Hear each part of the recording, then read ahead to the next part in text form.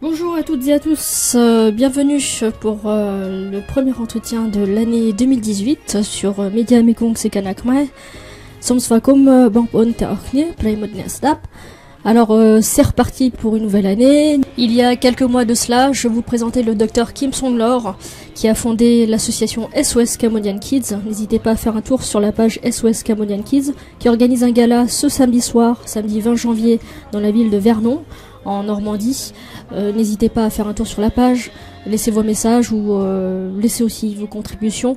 Donc c'est bienvenu toute contribution, qu'elle soit matérielle ou qu'elle soit plus dans l'implication. Essayez de venir faire un tour sur cette page. Et surtout, le docteur Kim Song-lor a fui le Cambodge en mars 75 avec son épouse et un petit bébé de 1 mois dans la corbeille. Et vous savez quoi? Grande surprise, j'ai retrouvé ce bébé 43 ans plus tard. Je l'ai retrouvé, il s'agit de Banvila qui a bien voulu faire l'honneur et le plaisir de me recevoir et qui nous partage son expérience et surtout l'histoire de cette association qu'il reprend en région francilienne. Surtout écoutez-le. Je me présente, Villavid alors, je suis né à Phnom Penh en février 75, arrivé en France en mars. Et puis après, j'ai grandi en banlieue parisienne et passé quelques temps en Haute-Normandie. J'ai fait toute ma scolarité en France, sauf les études supérieures. Aujourd'hui, j'habite en région parisienne, donc actuellement à Nières-sur-Seine. Moi, je suis tombé dedans un peu par hasard en 2013-2014.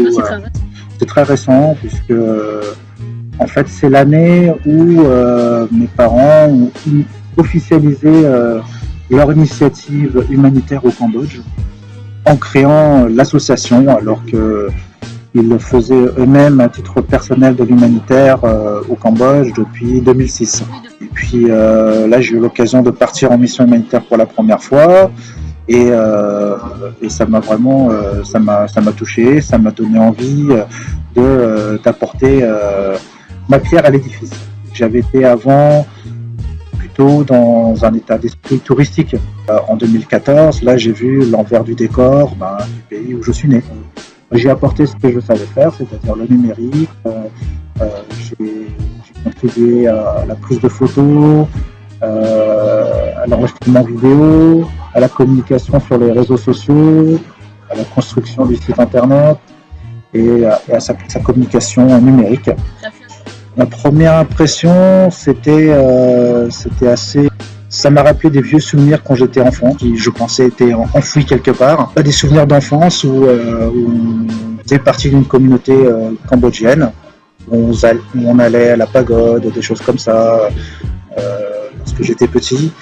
Et puis j'ai vu souvent des visages d'enfants et j'avais l'impression je trouvais qu'ils me ressemblaient. Voilà, donc j'avais l'impression de voir des frères jumeaux à différents âges de ma vie.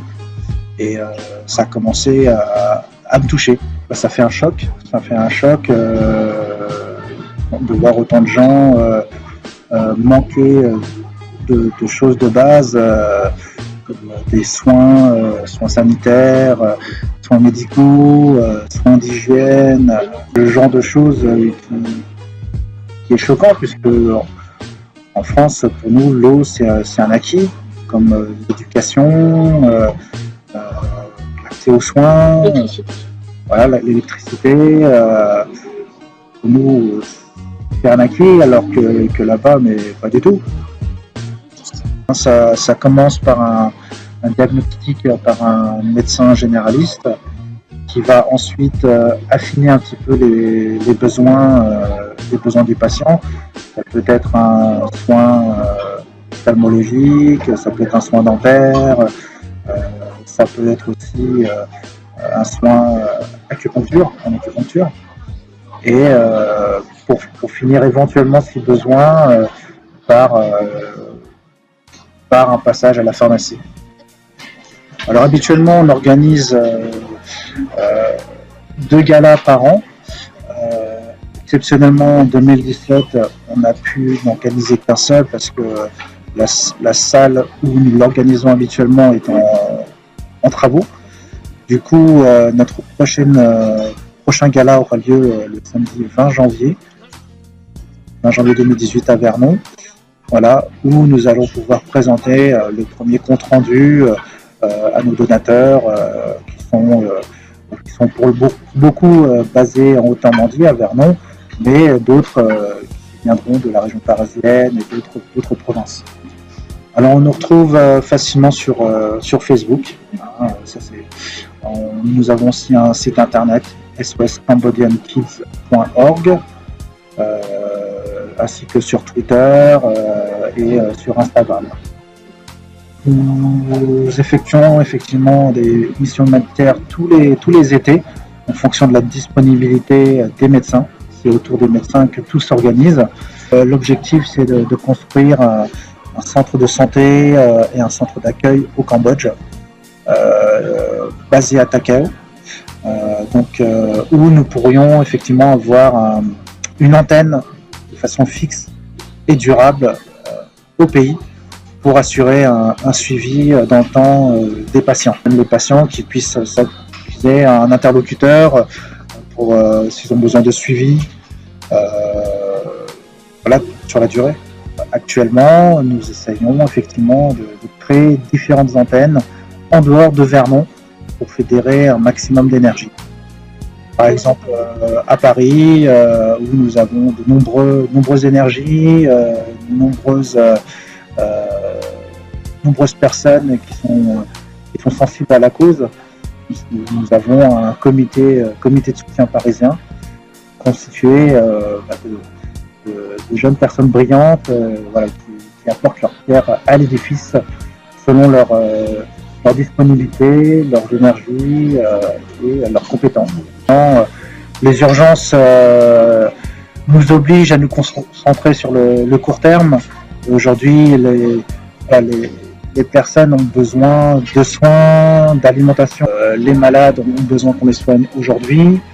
Donc, les urgences, c'est quoi? C'est la santé, l'alimentation et la mise à disposition, l'accès à l'eau potable.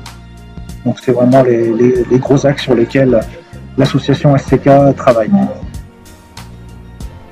Voilà, c'était Bambila de SOS Cambodian Kids, Samakom Robor Quat, de Dr Kim Song-lor. Surtout, n'hésitez pas à laisser vos messages ou vos dons éventuellement.